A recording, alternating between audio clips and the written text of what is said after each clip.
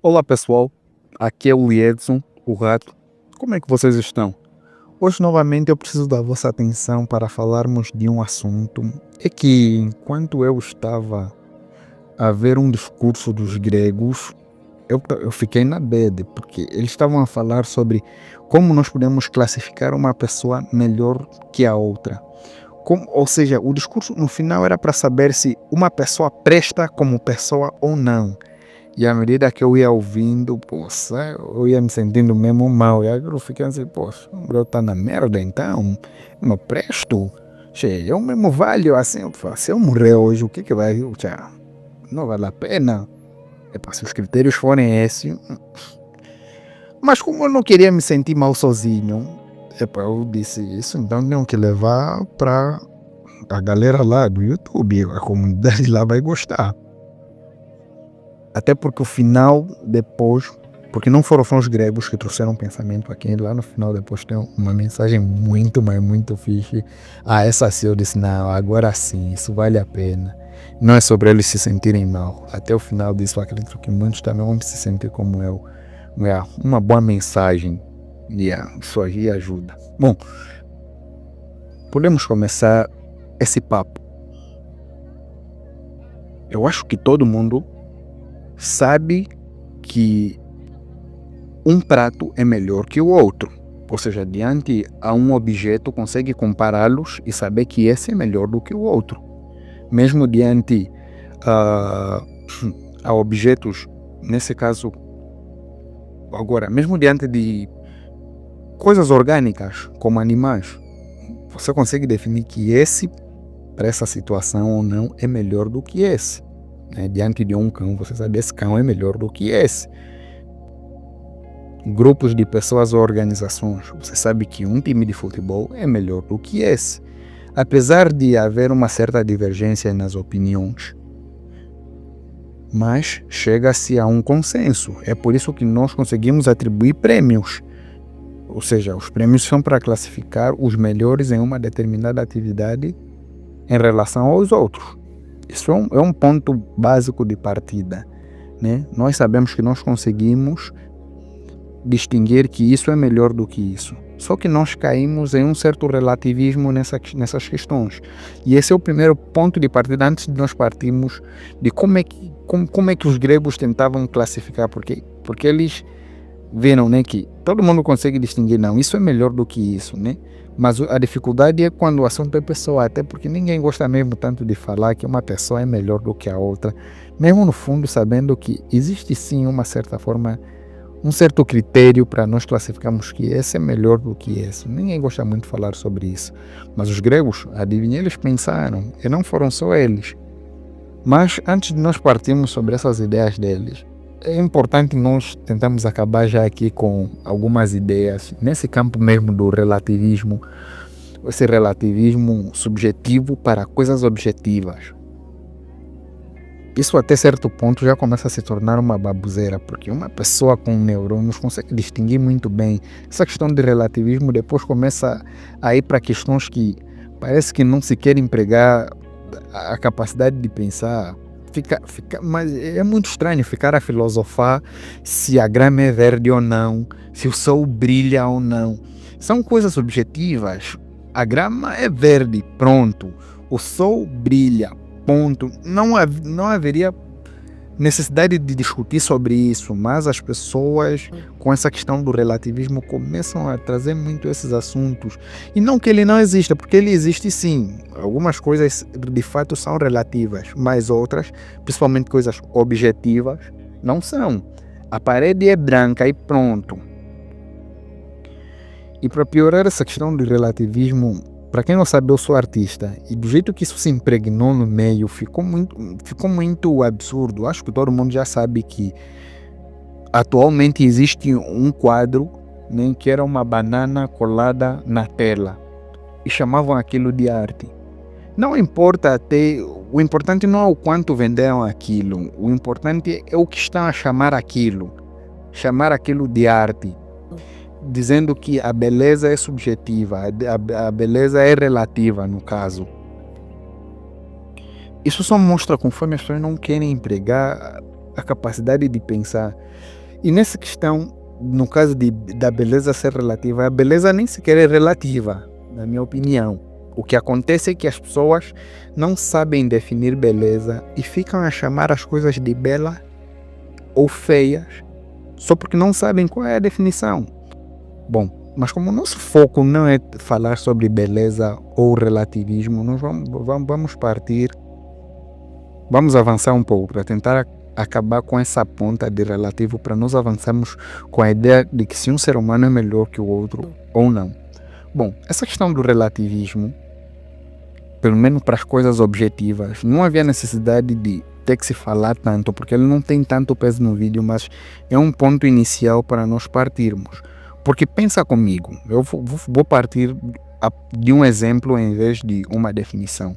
Pensa comigo, você está diante de um pôr do sol, seja da tua cidade, por cima de um prédio, né, por cima do terraço, ou seja na calçada no final da rua, seja numa praia, você consegue observar o pôr do sol, os últimos raios do sol descendo.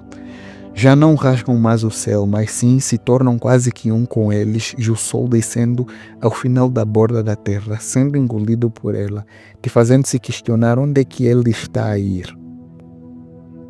Você só consegue observar o horizonte e, como os raios de sol já não são tão intensos, ele não te queima e você consegue ver a circunferência do mesmo.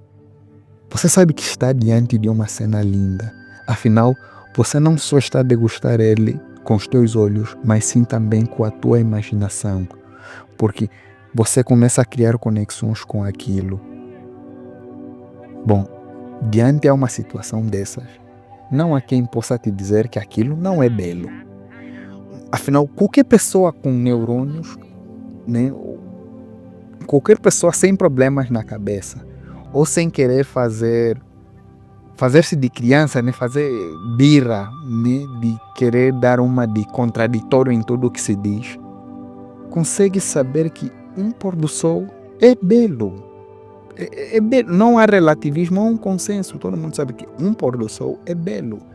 Pode haver aqui uma certa relatividade no quão belo aquilo é, que no caso até nem é relatividade, é sobre o grau de beleza daquilo, mas isso só se tivermos diante a uma comparação, o quão belo em relação a quê. Mas sem comparação, nós conseguimos definir que é belo, ou seja, não há relativismo aqui. Bom, uma vez que nós entendemos esse ponto, eu acho que nós estamos prontos para partir para o pensamento dos gregos quanto à forma de classificar se um ser humano é melhor do que o outro. Porque pensa comigo, se ao final da vida, antes de você ir para o inferno, para o céu, ou se dependendo da tua crença, antes de você ir para o nada ou ser reencarnado, tivessem que te atribuir um prêmio, né?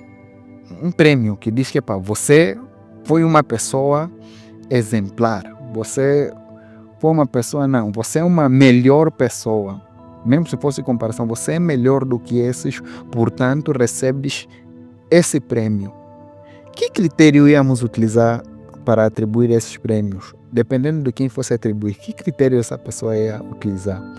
Era nisso que os gregos estavam a pensar. E eles chegaram à conclusão de que esse prêmio seria a favorabilidade que a natureza teve para contigo. Ou seja, os critérios para atribuir esse prêmio seriam o quanto a natureza foi boa para contigo. Em outras palavras, seria a genética. Os critérios para isso partiriam da genética.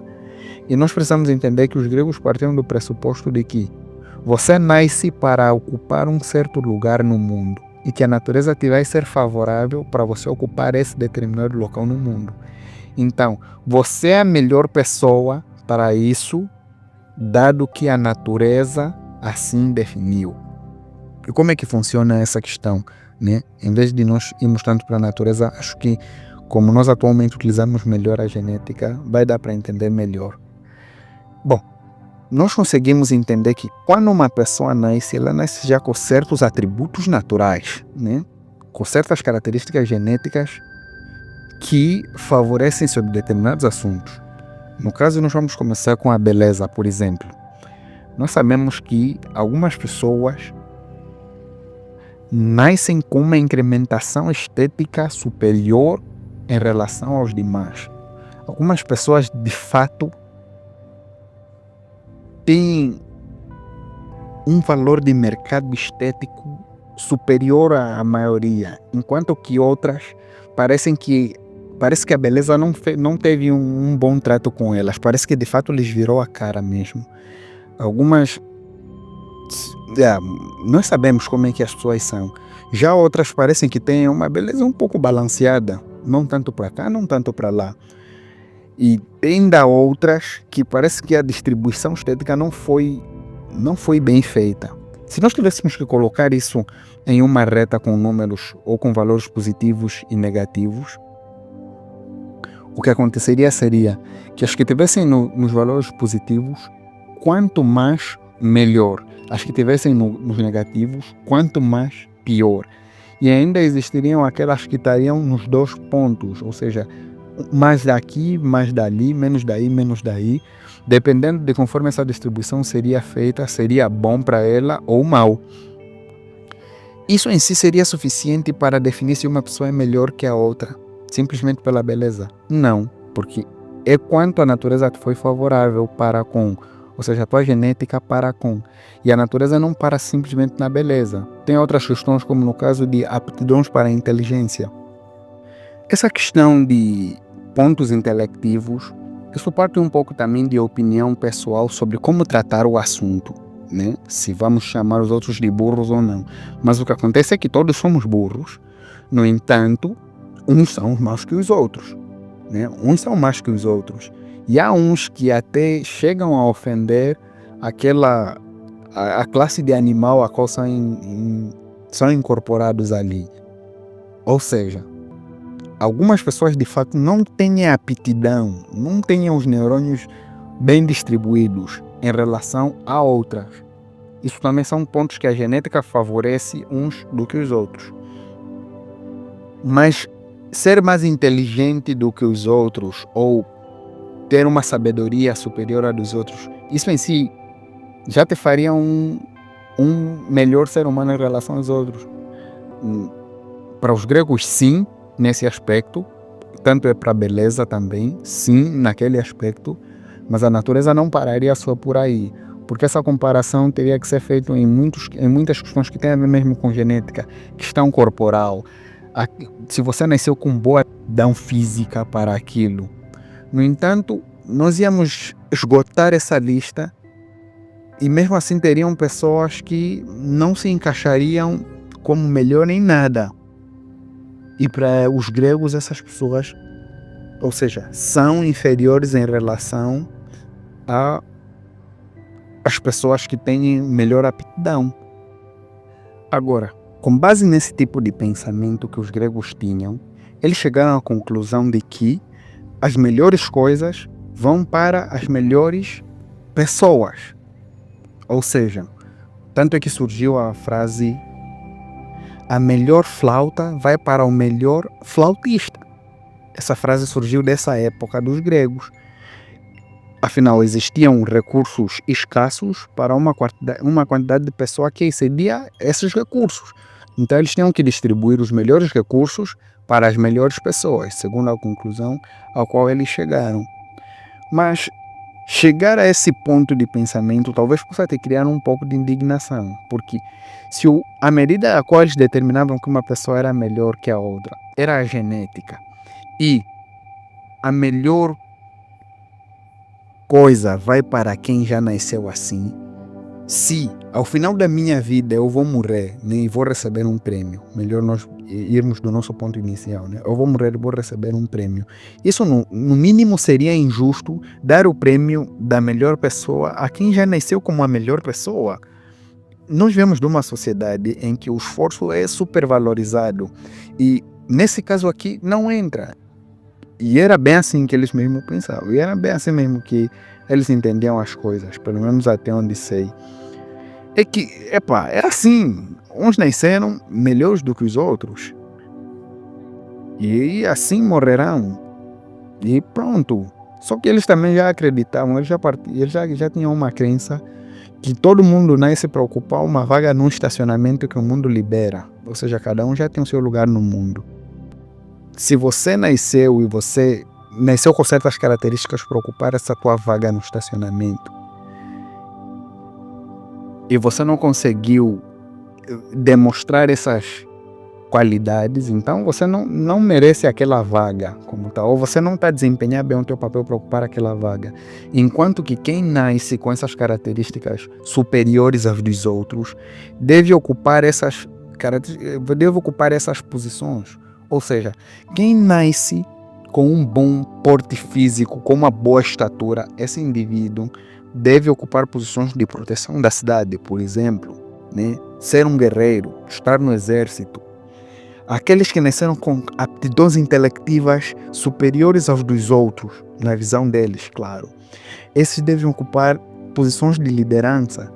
Aquelas pessoas que nasceram com aptidões para a arte, esses devem ocupar posições que valorizem essas suas características e dons. Eles valorizavam muito a arte, vocês sabem, as estátuas gregas. E todo aquele que não tivesse uma qualidade assim, tipo, muito demonstrar, aqueles que fossem mesmo uma merda, para falar sincero, aqueles que você olha assim, não fede também, nem cheira, os normes, essas pessoas todas ocupariam aquilo que qualquer um podia fazer. Era assim, o que qualquer um mesmo podia fazer. Mas até que as coisas se parecem um pouco com o que acontece no cotidiano, né, o que acontece hoje em dia. No entanto, eu diria que na verdade não é bem assim. Na verdade não é nem parecido com o que acontece atualmente, apesar de a primeira instância parecer. Porque se você viu o vídeo que eu abordo com mais especificidade, né, sobre essa questão dos gregos acreditarem que tem um estacionamento para todos poderem ocupá-lo. Na verdade é um vídeo em que eu falo sobre o porquê que o desenrolar da história era inevitável que hoje nós acreditássemos que nós somos livres. O tema do vídeo é falar sobre a liberdade não ser exatamente aquilo que nós acreditamos, né? Mas eu acabo trazendo uma perspectiva de por que era inevitável nós acreditarmos assim. Nesse vídeo eu trago um ponto e eu agora começo a acreditar muito nisso, que os pontos que realmente mudam o curso de uma história não são eventos sobrenaturais ou estrondosos como tal. O que realmente muda o curso da humanidade é a maneira de pensar, são os pontos de vista. Geralmente sempre acontece quando o prisma muda, né? Como a maneira que as pessoas veem a vida muda. A partir desse ponto, o mundo também começa a mudar. E foi bem assim que aconteceu também nesse aspecto do porquê que hoje nós conseguimos enxergar um pouco diferente a questão do esforço. Por exemplo, as Olimpíadas hoje têm a supervalorização. Por quê? Não seria uma questão só de colocarmos aqueles que já nasceram como os melhores, mas nós enxergamos uma questão um pouco diferente. São pessoas que nós sabemos que se esforçaram tanto para chegar lá. Afinal, o esforço serve simplesmente para nós compensarmos aquilo que são as dificuldades que a natureza nos forneceu. Nós estamos a compensar aquilo que nós não possuímos. Então, como as coisas chegaram a esse ponto, como é que nós chegamos a esse ponto de supervalorização, por exemplo, do esforço? Como é que essa mudança de ideias realmente aconteceu? Ela aconteceu por um simples motivo, um único motivo, na verdade, que esse motivo é Jesus Cristo.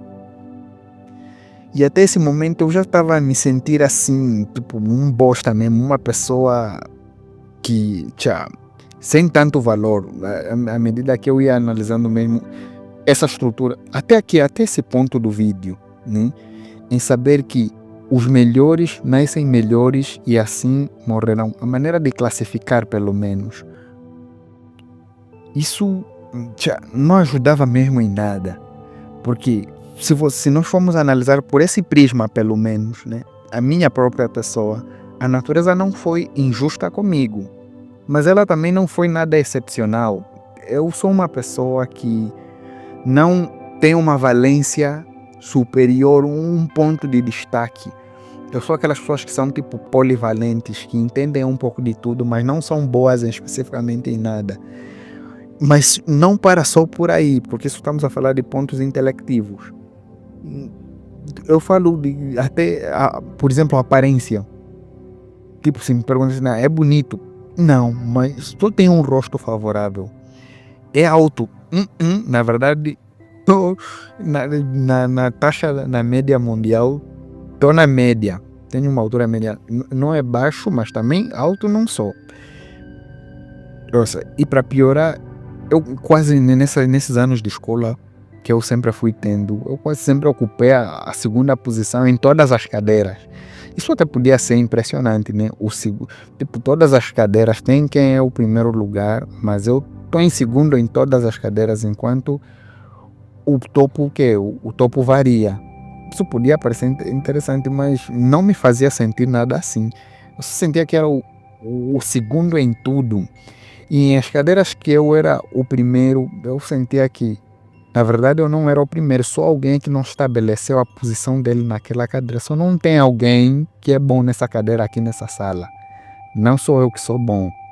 Só não tem alguém que é bom aqui. Por isso que o meu segundo lugar se transformou em primeiro.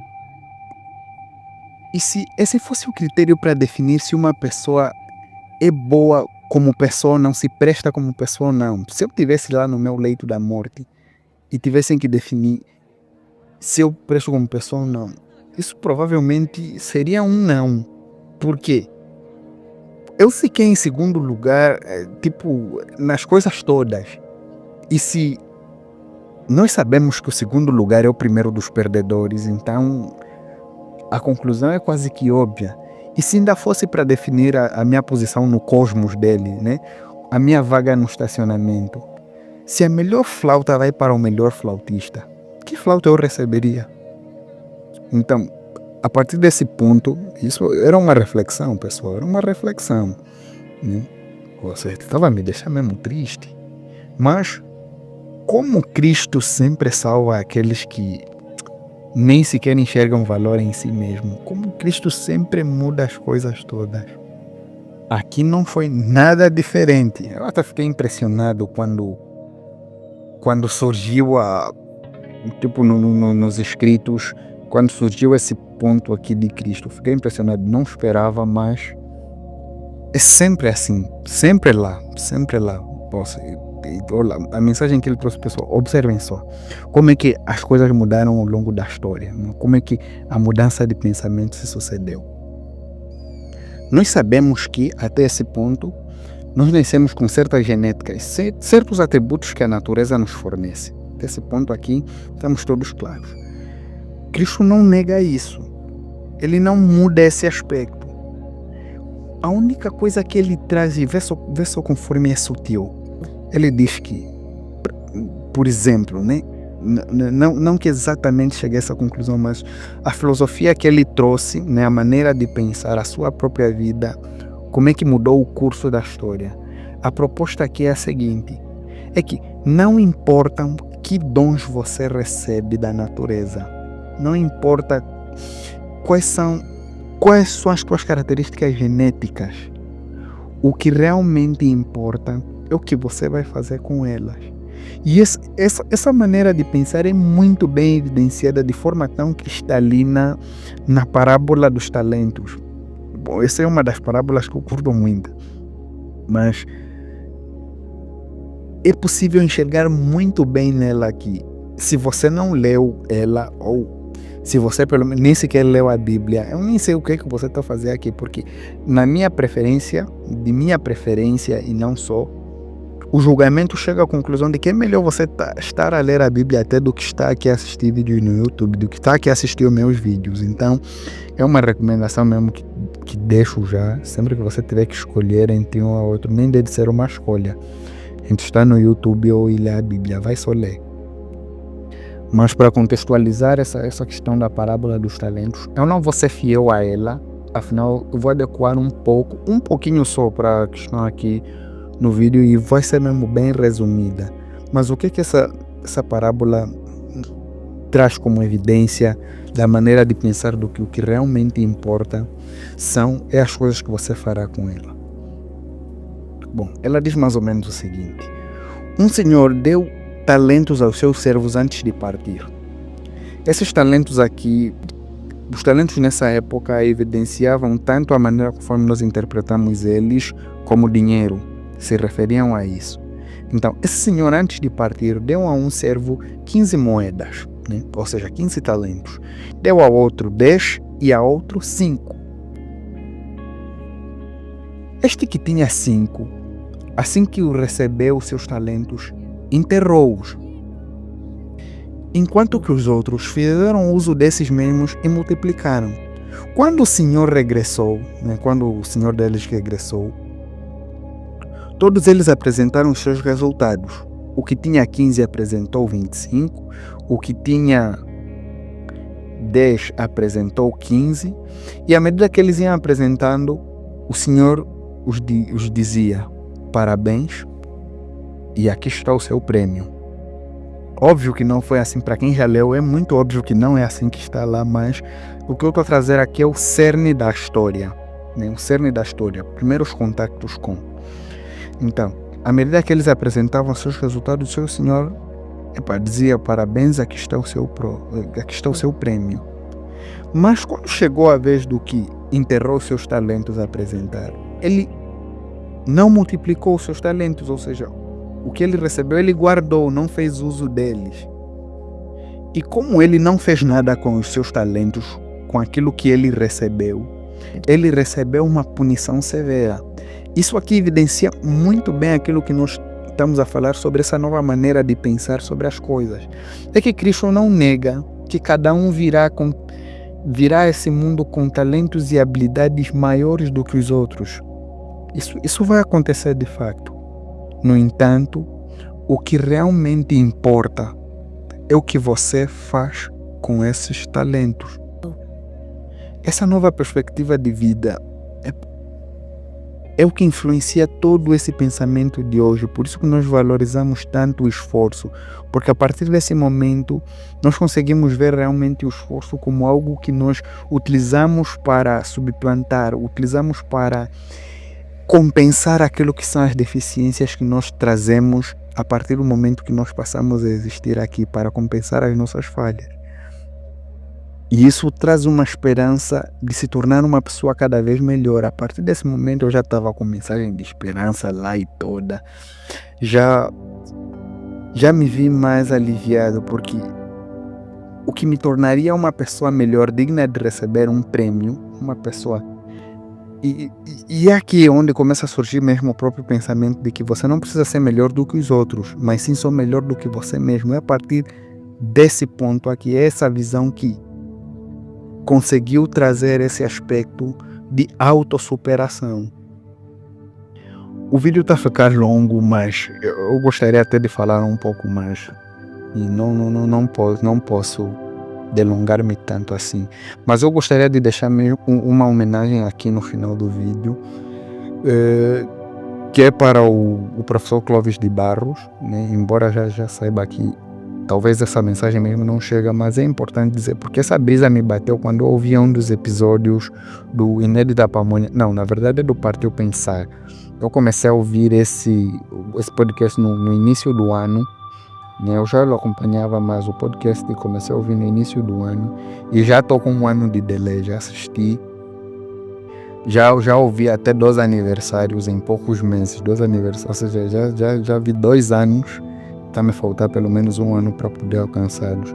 E no meio desses episódios surgiu um novo podcast, né, que é o Partiu Pensar, e no episódio 5 tem uma dessas ideias que me bateu essa brisa aqui, desse assunto que nós estamos a discutir aqui hoje. Então acho importante deixar também os créditos para quem merece. E é isso no final. Para quem também quiser saber mais sobre filosofia, acho que esse é o ponto. Acho que recomendo muito. Ajuda para todos aqueles que estão a começar e não querem muito compromisso com a disciplina ou com a ideia. Bom, ademais eu gostaria que você deixasse o seu like e a sua opinião. No final é isso que eu quero mesmo ver, a sua opinião sobre o critério de classificação, se importa.